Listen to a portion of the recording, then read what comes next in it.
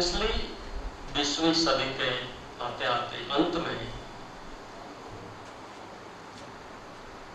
विज्ञान बहुत उत्साहित था,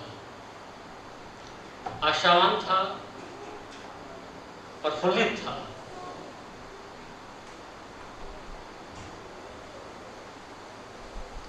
और जो कुछ श्रेष्ठतम मनुष्य के विकास के लिए संभावित हो सकता है वो सब कुछ देने के कगार पर जब विज्ञान पहुंचा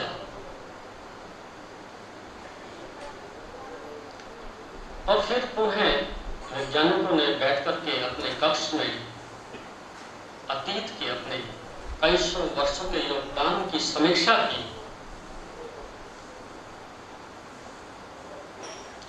और फिर इस बात के लिए सोचने के लिए साइंटिस्ट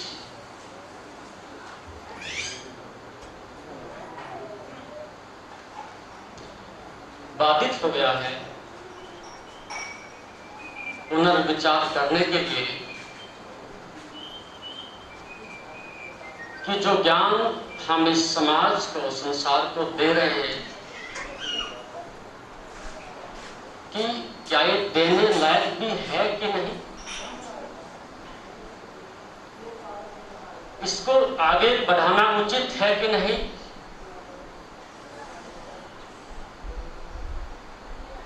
क्योंकि आइंस्टीन ने जो सोचा था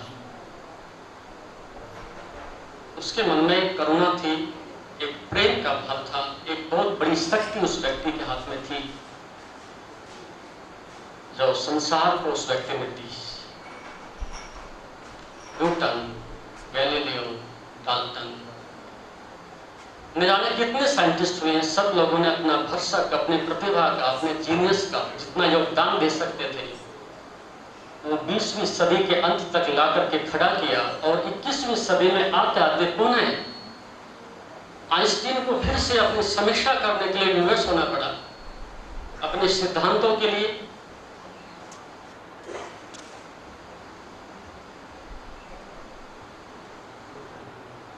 क्योंकि शक्ति जब हाथ में आती है तो उसके लाभ तो हैं ही, लेकिन उसके साथ साथ उसके खतरे भी बहुत हैं। इस बात को ध्यान में रख करके आप जिए, जिसके लिए मैं आगे विचार करूंगा। शक्ति जब प्राप्त होती है उसके साथ साथ विनाश भी उसके साथ साथ जन्म लेता है। ये सृष्टि का नियम है, इसका उल्लंघन नहीं किया जा सकता। जैसे आप जन्म लेते हैं तो जन्म के साथ ही मृत्यु भी जन्म लेती है। जब आप किसी वृक्ष के फल खाते हैं तो उसका बीज उसके अंदर निहित होता है, तो जीवन के साथ मृत्यु का बीज भी उसमें समाहित हो जाता है। इसलिए तुम धीरे धीरे उस स्थिति में पहुंच जाते हैं कि जब फल पकने को आते हैं तो जीवन की अपेक्षा आपके हाथ में मृत्यु का फल आता है। क्या कभी आशा कर सकते थे उस छोटे से शिशु को देख करके, उस बालक को देख करके, उसकी चमक को देख करके, उसकी आभा को देख करके, उसकी प्रसन्नता और आनंद को देख करके कितना मधुरतम सुस्वादिष्ट जो है ये फल है, ये बुद्ध और महावीर की तरह से निर्दोष और निष्कलंक ब्रह्म चेतना है। और ये 50 वर्ष के बाद, 100 वर्ष के बाद में कहीं एक अस्थि पिंजर और सड़े हुई लाश के रूप में किसी कब्र में देखने को मिलेगी, या जलती हुई किसी चिता के रूप में हम इस दिव्य शरीर को और इन आंखों को, इस तेज को देख सकेंगे। उस फल को देख करके कोई कल्पना नहीं कर सकता। लेकिन भले देर लगे, 100 वर्ष लगे वहां तक पहुंचने में, धीरे धीरे मृत्यु अपनी छाया को, उसकी प्रगाढ़ता को बढ़ाती चली जाती है और एक समय आता है कि वो मुस्कान, वो निर्दोषता और प्रसन्नता मृत्यु के रूप में परिणत हो जाता है। लेकिन उस समय ये घोषणा नहीं की जा सकती थी, मन को ये भरोसा नहीं आ सकता था ठीक साइंटिस्ट ने ऐसा सोचा कि संसार को कुछ दे। इससे पहले कि समझदार लोगों के हाथ में शक्ति आए, नासमझ लोगों की बहुत बड़ी शक्ति है, और उससे पहले वो लोग उसके ऊपर कब्जा कर लेते हैं। इससे पहले कि समझदार लोग उसका सदुपयोग करें, उसका दुरुपयोग करने के लिए बहुत लंबी कतार पहले से इस बात की प्रतीक्षा में रहती है। तो अतीत के 5000 वर्षों में जितना कि इतिहास ने उतार चढ़ाव हुए हैं, जितने परिवर्तन हुए हैं, उस सब में आपने देखा है कि हमारे हाथ में बहुत अच्छे अवसर आए, बहुत श्रेष्ठतम शक्तियां हमारे हाथ में आई हैं। वैज्ञानिक के हाथ से आई है, योग के हाथ से आई है, शिक्षाविदों के हाथ से आई है, चिकित्सक विदों के हाथ से आई है। अनेक अनेक दिशाओं से आपके हाथ में शक्तियां आई हैं, लेकिन धीरे धीरे वो बिखरती चलेगी और बिखरती चलेगी, और अंत में ठीक उस बरसाती घड़े की भांति जो बूंदा हो और उस पर बारिश भी हो, तो उसके पास कोई जल संचित नहीं हो जाता।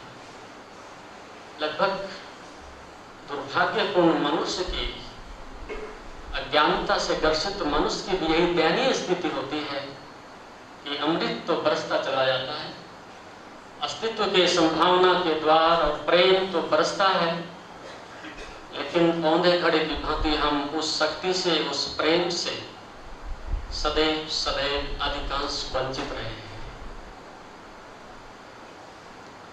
तो विज्ञान ने समीक्षा कर ली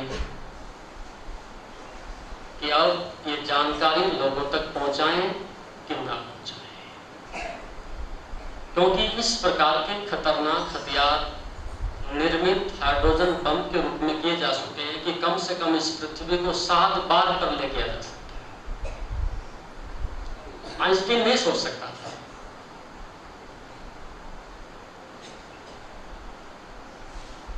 उनके मन में करुणा थी, लेकिन वो अभिशाप के रूप में परिणत हो रही है। उनके कारण से नहीं, हमारे कारण से। नासमझ आदमी के हाथ में जब शक्ति जाती है तो दुर्भाग्य में बदल जाती है, अभिशाप में बदल जाती है। और इसी प्रकार से योग की दृष्टि से जहां मैं कहना चाहता था, योग उससे भी बड़ी शक्ति है, क्योंकि एटॉमिक पावर ज्यादा से ज्यादा आपके शरीर को छीन सकती है, इससे अधिक नहीं। एक एटॉमिक पावर ज्यादा से ज्यादा आपके शरीर को मार सकती है, बस उसके आगे नहीं। फिर भी आप बचते हैं। खोल भले जल जाए, लेकिन आपका अस्तित्व फिर भी उपस्थित रहता है। उसको नष्ट करने का किसी के पास कोई साधन नहीं हो सकेगा। रूपांतरण होगा, लेकिन उसको आप नष्ट नहीं कर सकेंगे। शरीर छीना जा सकता है, आत्मा को नहीं छीना जा सकता। और योग इस दृष्टिकोण से अधिक महत्वपूर्ण है, अधिक रहस्यात्मक है, अधिक खोजी है, अधिक एग्जिस्टेंशियल है, अधिक अस्तित्वगत है। जो इस बात की खोज कर सका कि तुम नष्ट करो और हम नष्ट ना हो सकेंगे, तुम मिटाओ और हम ना मिट सकेंगे।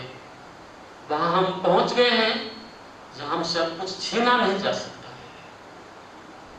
इसकी मोक्ष की अभी बात हुई है, क्या छोटी बात है ये? इससे पहले कि मौत आए और आप इस घोंसले से निकल के बाहर खड़े हो जाएं कि ले जाओ, इसका हमने भरसक उपयोग किया है।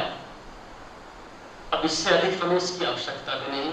जो चाहते थे वो मिल गया, जहां पहुंचना चाहते थे वो मंजिल आ गई।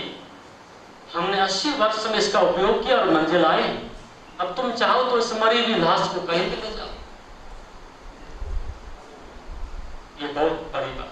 इससे पहले कि मौत दस्तक दे और आप अपनी मंजिल तक पहुंच करके और कह दे अलविदा,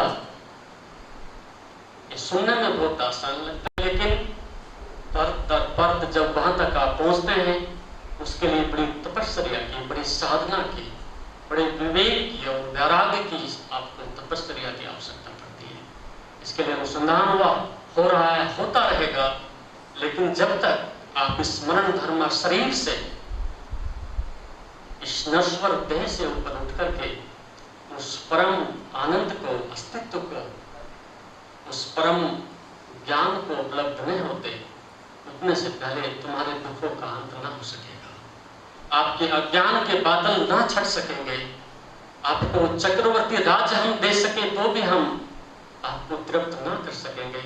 ऐसा प्रत्येक मनुष्य का अनुभव है, इसको इनकार नहीं किया जा सकता।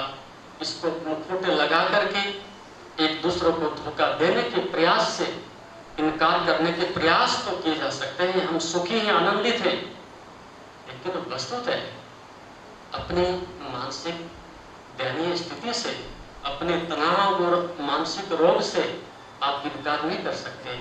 उससे आप ग्रसित हैं, रहेंगे जब तक कि यह अंधकार नहीं मिट जाता, जब तक कि आप अपने उस स्मरण धर्म शरीर से बाहर निकल करके उस अविनाशी परम तेज और प्रकाश और ज्ञान को आप प्राप्त नहीं कर लेते, उस मंजिल तक नहीं पहुंचते, उतने से पहले आप अतृप्त हैं, आप दुखी हैं, संतप्त हैं और चारों ओर से जिंदगी अधूरी है।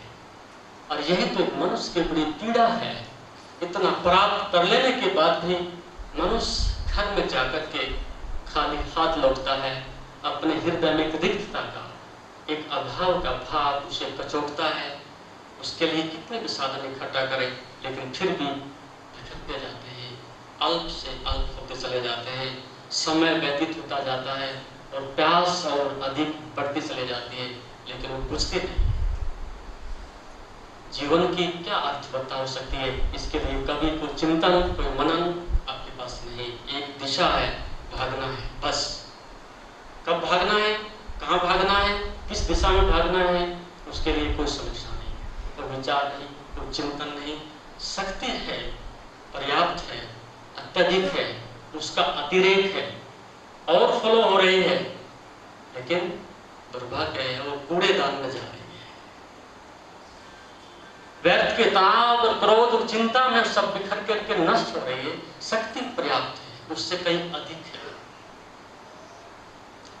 तो योग ने अतीत के हजारों वर्षों में लंबे समय तक जो चिंतन किया है, जो मनन किया है, जो अनुभव किया है, उस निष्कर्ष पर निकले हैं कि जीवन, उसका रहस्य, उसकी कोई सीमाएं नहीं है। और 5000 वर्ष पहले जो आपने देखा होगा, इतिहास की जो कुछ घटनाएं आप सुनते रहे हैं, जब ज्ञान शिखर पर होता है, ये संसार की सभ्यता और संस्कृति शिखर पर होती है, तो धीरे धीरे वो सिमट करके, बिखर करके नीचे की ओर खिसकने लगती है। क्यों? होना तो ये चाहिए था कि अब और आगे बढ़ जाएं, थोड़ा मंजिल की ओर आगे चले जाएं, लेकिन ऐसा नहीं हो पाता। क्यों? क्योंकि जैसे जैसे बाहर से, संसार से, धन से और मानसिक सम्मान और प्रतिष्ठा से आप अधिक संभ्रांत होते हैं, संपन्न होते हैं, उतने आप शरीरगामी हो जाते हैं। धन आपको पदार्थ जैसा जड़ बना देता है। सांसारिक सम्मान और प्रतिष्ठा आपको आत्मा के तल से घसीट करके एक शरीर के तल पर लाकर के खड़ा कर देता है। तो जितना व्यक्ति मेटेरियलिस्टिक होता है, जितना व्यक्ति धन की ओर अग्रसर होता है, उतनी धीरे धीरे आत्मा विलुप्त होती चली जाती है। धन से विरोध नहीं मेरा, लेकिन उतना ही कारण है कि धीरे धीरे उस अंबार के पीछे, उस शक्ति के पीछे आपका विवेक और आपकी आत्मा दबती चली जाती है। जो बात अभी कही डॉक्टर साहब ने, धर्म, अर्थ, काम और मोक्ष की बात कही, वो सूत्र है प्राचीन काल भारतीय संस्कृति का। उसमें 4 बातें कहते हैं कि धर्म, अर्थ, काम और मोक्ष। साध्य और साधन उसमें दोनों ही बता दिए गए। यदि आपका उद्देश्य केवल धन कमाना है, तो काम की नाव में आपको बैठना पड़ेगा और कोई उपाय नहीं। और यदि धर्म आपका लक्ष्य है, तो फिर मोक्ष की नाव आपको मिलेगी। 4 बातों में से 2 चीजें अलग बैठा दी गई है। धर्म केवल मेरे चारों तरफ हो, कुबेर बन जाऊं बस, और कुछ नहीं चाहिए। उस व्यक्ति के चारों कामनाओं का विस्तार होगा, कंबार लग जाएगा। क्योंकि धन की कल्पना आगे तुम करोगे क्या? एक बड़ा सा मकान बनाओगे, सुंदर सी स्त्री लाओगे, अच्छी सी कार खरीद लोगे, अच्छे कपड़े बनाओगे, अच्छा सा भोजन खाओगे, बस सीमाएं आ गई। इसके आगे आप क्या कर सकते हो? इसके आगे धन आपको नहीं पहुंचा सकता। और उसकी सीमाओं के बाद फिर आदमी को और अधिक पीड़ा पड़ती है। सब कुछ दांव पर जिंदगी के 50 वर्ष लगाने के बाद भी यही हाथ आया है कि पेट की भूख बुझी है, तन पर कपड़े मिले हैं, सर ढकने के लिए छत मिली है। इतना काम तो गरीब आदमी भी करता है। मैं 100 रुपए का भोजन खाता हूँ, वो व्यक्ति 1 रुपए का खा लेता है, पेट उसका भी भरता है। मैं 1000 रुपए के कपड़े पहनता हूँ, आदमी 2 रुपए का पहनता है, सर्दी गर्मी से वो भी बचाव कर लेता है। मैं 1 करोड़ रुपए के महल में रहता हूँ, एक आदमी 10 रुपए की झोपड़ी में रहता है, प्रकृति के प्रकोप से तो वो भी बचता है। लेकिन ये विवेक जब बहुत बाद में पैदा हुआ, उसी से वानप्रस्थ आया, उसी से फिर संन्यास आया। क्योंकि हमारे अतीत की संस्कृति में जो भी हम देखते हैं, अधिकांश राजाओं को वैराग हुआ, राजा सन्यासी हुए, धनी लोग ज्ञान को उपलब्ध हुए, और राजा लोग अधिकांश संन्यास में संन्यास्त हुए। उसके पीछे कारण है, ये मूड नहीं थे, संभ्रांत थे, सुसंस्कृत थे, सभ्यता से और सिद्धांतों से, सत्संग से परिपूर्ण थे। उन्होंने एक कंसेप्ट दिया, एक विचार दिया, एक सीमा तक संसार में आप रहो। इसलिए नहीं कि वहां रहना है, वो एक पड़ाव है, वो एक प्रयोगशाला है। वहां क्या पत्नी है, क्या सौंदर्य है, क्या क्रूरता है, क्या दुश्मन है, क्या मित्र है, क्या मोह है, क्या आसक्ति है, वो सारी चीज देखने के लिए गृहस्थ आश्रम एक प्रयोगशाला है। और ये देखने के बाद, अनुभव करने के बाद, वो लोमड़ी के कट्टे अंगूर नहीं है कि जंगल में जाकर के तुम समीक्षा करो कि मैं त्याग करके आ गया हूं, मैं छोड़ करके आ गया हूं। बात छोड़ने की, त्यागने की नहीं है। बात यह है कि आपके लिए वो चीज व्यर्थ सिद्ध हो चुकी है। दूसरों के लिए वो अच्छी हो सकती है, दूसरों के लिए वो संजीवनी हो सकती है, दूसरों के लिए वस्तु अमृत हो सकती है, लेकिन मैंने स्वयं की आंखों से देखा है, जिया है, अनुभव किया है, अब मेरे लिए वो व्यर्थ है। जब इस प्रकार की व्यर्थता की अनुभूति होती है, तब संसार को त्यागने की आवश्यकता नहीं, संसार के प्रति नकारात्मक भाव रखने की आवश्यकता नहीं। केवल वहां से धन्यवाद देकर के आप वापस लौट जाते हो और उस खोए को पाना चाहते हैं, उस भटकी हुई दिशा को एक सही दिशा देना चाहते हैं। एक संत हुए फ्रांसिस। इतिहास की कुछ चीजें हैं मनुष्य के लिए बड़ी प्रेरणा का स्रोत बनती है, और कुछ शब्द ऐसे हैं कि मनुष्य के लिए एक आचरण का साधन बन जाते हैं। संत अपने जीवन के अंतिम क्षणों में जब अलविदा कर रहे थे, अंतिम प्राण अलविदा कर रही थी, उस व्यक्ति ने एक नजर डाली चारों ओर, और फिर अपने शरीर के ऊपर नजर डाल करके कहा, हे शरीर, मैं तुम्हें नमन करता हूं, मैं तुम्हारा आदर करता हूं, मैं तुम्हारा सत्कार करता हूं। ऐसी बात तो आपने संसार में कहीं सुने नहीं होगी। मरते समय बहुत सारी बातें हैं, कुछ तोते के तंत्र हैं, शास्त्रों से पढ़ लिए हैं, कुछ चालाकियां हैं, कुछ लोगों के अनुभव हैं। लेकिन उस व्यक्ति ने बहुत सच्ची बात कही, बहुत बड़ी बात कही, जिससे आप लोगों को प्रेरणा मिलती है, सीखने को मिलता है। मैं शरीर को नमन करता हूँ, नमस्कार करता हूँ। क्यों भैया? आपके मन में तो आज भी इसके प्रति कोई आदर नहीं, रहे जरूर रहे हो, लेकिन शरीर के प्रति कोई विशिष्ट सम्मान नहीं है। खींच रहे हो, ढो रहे हो, और कई बार तो आत्महत्या करने की कोशिश करते हो। शरीर से तंग आ जाते हो, जीवन से तंग आ जाते हो। काश संसार में कोई व्यक्ति, विरला व्यक्ति ऐसा होगा कि जो किन्हीं विशिष्ट क्षणों में, किन्हीं आपातकालीन क्षणों में एक ऐसी दयनीय स्थिति में कभी ना पहुंचा हो, क्या करना है? सार तत्व क्या है? नाम क्यों विस्तार किए जा रहे हैं दुखों का? जीवन समाप्ति भी हो जाए तो कोई दुख नहीं है। आदमी कई बार ऐसा व्यतीत होता है, इतनी हिम्मत नहीं जुटा पाता, बात अलग है, लेकिन परिस्थितियों से घिरा हुआ आदमी कई बार इस प्रकार के संकल्प करता है। किस लिए? क्यों? इस शरीर को लिए फिर रहे हैं, और जब से आंख खुली है दुखों के अंबार, अशांति और पीड़ा को झेला है, अब इसका विस्तार नहीं चाहते। आदमी कई बार ऐसा सोचता है, और संत ने कहा धन्यवाद, नमन आपको। सोचते हैं इतना अनुग्रहित होना शरीर से, इतना संवेदनशील होना शरीर से, बहुत श्रेष्ठ आत्मा की, अनुभवी आत्मा की पुकार हो सकती है। हमने तो नरक का द्वार कहा, शरीर को नरक कहा, निंदा की है। कारण यदि आप सही स्थिति में अनुभव करेंगे, इस शरीर का अवलोकन करेंगे, इस शरीर के मूल्य को देखेंगे, इस शरीर की भगवत्ता को, उसकी महत्ता को देखेंगे, तो क्या संसार में इसके मुकाबले की कोई चीज मिल सकती है? एक अंग जिसकी कोई कीमत नहीं दे सकता, आंख है लेकिन कोई कीमत नहीं, क्यों? उधार मिलेगी, आपने अर्जित तो नहीं की ना। वहां से आए, आंख खुली, देखना शुरू हुआ, क्या कीमत दी है? कान है, श्रवण करते हो, क्या कीमत दी है? हृदय है, धड़क रहा है, भावनाएं हैं आपके हृदय में पैदा हो रही हैं, उसके लिए क्या कीमत चुकाई है? एक पैर के नाखून से लेकर के और सिर तक संसार में कोई चीज ऐसी नहीं कि जिसकी तुलना की जा सके, बेजोड़ है, अमूल्य है।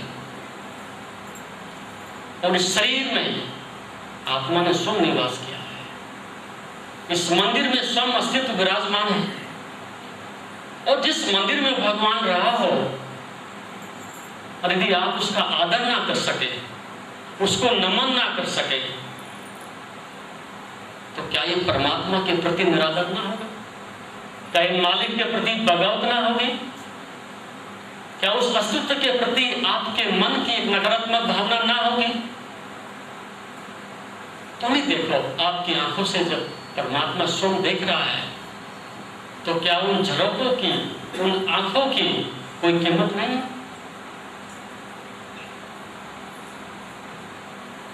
अभी भी पीछे सुना है भगवान बुद्ध का एक दांत कहीं मिला है, गया में उसको संभाल के रखा हुआ है। एक दांत उनका कहीं से मिल गया, असली है कि नहीं वो हम नहीं कहेंगे। किसी का एक बाल मिल गया, उसको हम संभाल करके रखते हैं, लेकिन आपको शायद ध्यान नहीं होगा, जिसमें बुद्ध और महावीर जैसे लोगों ने भिक्षा पात्र लेकर के लोगों के हाथ से रोटियां लेकर के खाई, उस समय किसी ने दांत नहीं देखे होते। अपनी करुणा और प्रेम की आंखों से जिनसे आशीर्वाद दिया है, उनको कभी नमन करके नहीं देखा होगा, उनके पग चिन्ह जहां पर पड़े हैं, कभी उस धूलि को अपने मस्तक पर नहीं लगाया होगा, लेकिन आज हम दांत की परवाह करते हैं। मूड मन ऐसा ही करता है। और जब इस घोंसले से आप अलविदा कर रहे होंगे, करोगे, कर रहे हैं, धीरे धीरे नजदीक आ रहे हैं, जिस दिन आप इस घोंसले से अलविदा करोगे और अंतिम श्वास आपकी अस्तित्व में विलीन करने की स्थिति में होगी, उस दिन आपको जीवन क्या है, इसकी कीमत क्या है, और ये जीवन क्या दे सकता था, उसकी पीठ जब आपको दिखाई पड़ेगी, तब पता चलता है कि जीवन था, एक बहुत बड़ा अवसर था, नाहक व्यर्थ में ही विषय और भोगों में, राग और विद्वेष में, अहंकार और ईर्ष्या में नष्ट हो गया, जल गया। लेकिन अब प्रायश्चित करने से कोई लाभ नहीं, अब बात जा चुकी है, अब अवसर समाप्त हो चुका है, अब कारतूस जा चुकी है, जल चुकी है, अब खाली कारतूस के क्या करिए?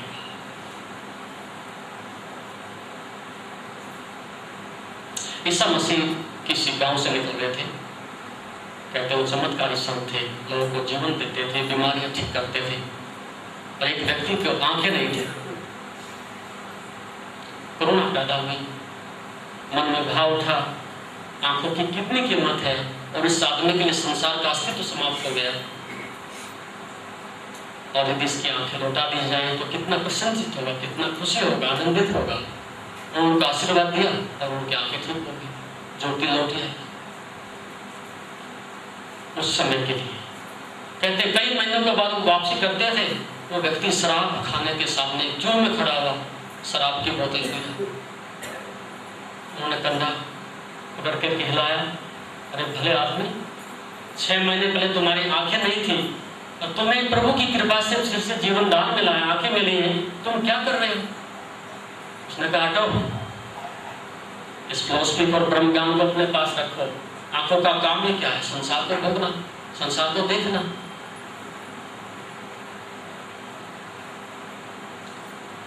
एक तो ये कि जीवन अनंत है, जीवन की संभावनाएं अनंत है, इस शक्ति की कोई सीमाएं नहीं है। और इस शरीर में रह करके, इस मंदिर में रह करके, इस प्रभु के निवास स्थली में रह करके आपके पास बहुत बहुत संभावना है।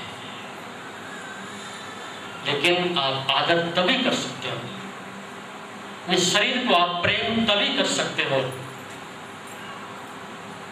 जब आपके हृदय में, आपके मन में, आपकी भावनाओं में उस शक्ति के प्रति, उस अस्तित्व के प्रति, उस सत्य के प्रति, उस योग के प्रति यदि आदर है तो ही आप इस शरीर को आदर दे सकते हो, अन्यथा नहीं। तो महाभारत जब हुआ और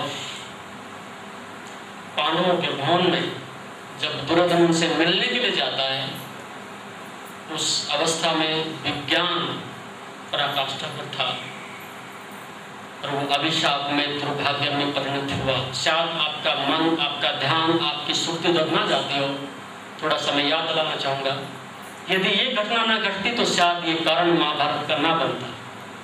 विज्ञान शिखर पर था, खोज हो चुकी थी, और जैसे ही दुर्योधन आगे बढ़ा और वहाँ पानी नहीं था, लेकिन इस प्रकार की वेग, जिस प्रकार की तरंगें वहाँ फूट रही थी कि झिलमिल झिलमिल, जैसे रेगिस्तान में आप जाते हैं मृचिका उठती है, उसे लगा कि बहुत पानी है, लबालब पानी भर रहा है, और 2-3 पर उठाइए वो आदमी उसमें आगे जा।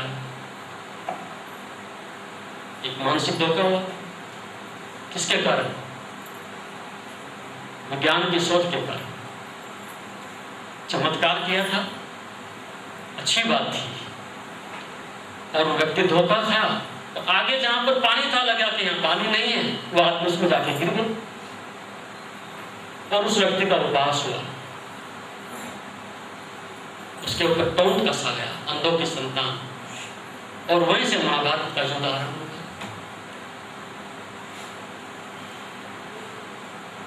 और आज भी स्थिति ऐसी ही है।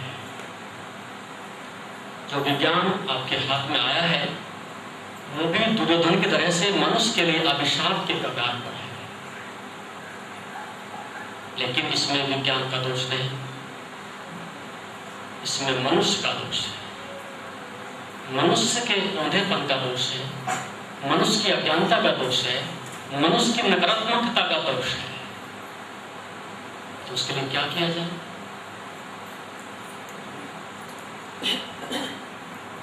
उसके लिए मनुष्य को एक केंद्र की आवश्यकता है। कौन से केंद्र की आवश्यकता है?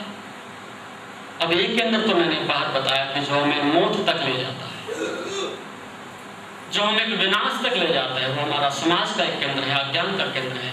लेकिन एक केंद्र है जिसको योगियों ने, ऋषियों ने ढूंढा है, वो केंद्र आपके अंदर है। उसमें आप अंदर और समाज बाहर, प्रकाश अंदर और अंधकार परिधि पर,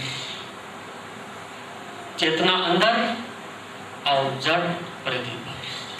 इस प्रकार की जब योग ने खोज की है कि जो अमृत है, जो अजर अमर है, जो ब्रह्म ज्ञान है, वो सब मेरी नाभि में है, मेरे हृदय में है, मेरे अस्तित्व में है। और उसको देख लेने के बाद, प्राप्त कर लेने के बाद मनुष्य की समझ, उसकी दिशा वो निर्धारित होती है। तो दो बातें ध्यान में रखें। एक कि परिधि आपकी दिशा को निर्धारित करे, अज्ञान आपकी दिशा को निर्धारित करे, भीड़ आपकी दिशा को निर्धारित करे, राजनीति आपकी दिशा को निर्धारित करे। एक सोच ये हो सकती है, एक दिशा ये हो सकती है, एक लोगों की धारणा ये हो सकती है, एक रास्ता ये हो सकता है। और ये सुगम है, इसमें कोई खतरे नहीं, इसमें कोई भय नहीं, इसमें तुम्हारा कुछ चिंता नहीं, इसमें तुम्हारी कोई कीमत नहीं लगती। अंधकार और अंधविश्वास और पाखंड के पैदा होने के पीछे एक ही कारण है कि जब मनुष्य पुरुषार्थ से बचना चाहता है,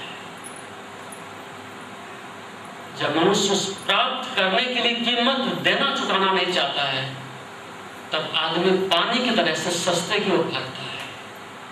उसी से अंधविश्वास और पाखंड का जन्म होता है।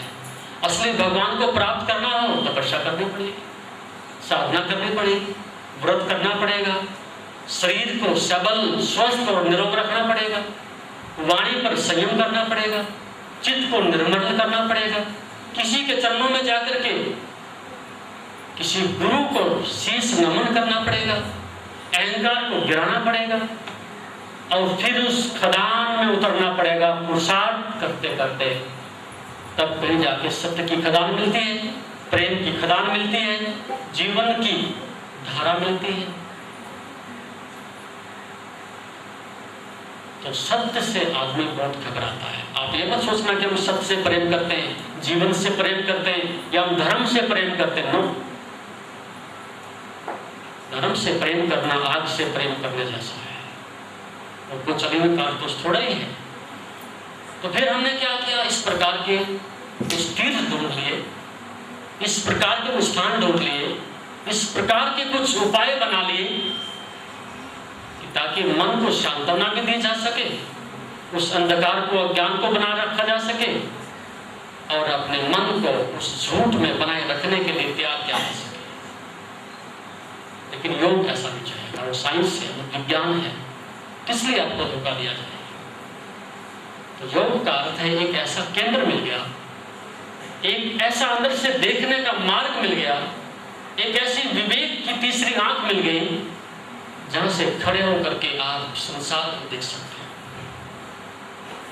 अब उससे घृणा करने का, पलायन करने का, नफरत करने का, बगावत करने का कोई अर्थ नहीं। सपोज इस सारी पृथ्वी पर कांटे बिखरे पड़े हों तो ये बात तो आप भी जानते हैं कि असंभव है। सब कांटे नहीं बीने जा सकते, सब कांटों को नहीं हटाया जा सकता। कितनी भी बड़ी सेना आप ले आए लेकिन कांटों को नहीं हटा सकते। तो विवेक और समझ क्या कहती है, आप केवल 100 रुपए के जूते ले आओ और आप जिधर चाहो भागे जाओ। 100 रुपए के जूते और पृथ्वी आपके लिए निष्कंटक हो गई। ठीक ऐसे ही ज्ञान और समझ आपको एक मार्ग देती है, एक शक्ति देती है। आपको समाज से घृणा करने की, भागने की, वो जाने की आवश्यकता नहीं।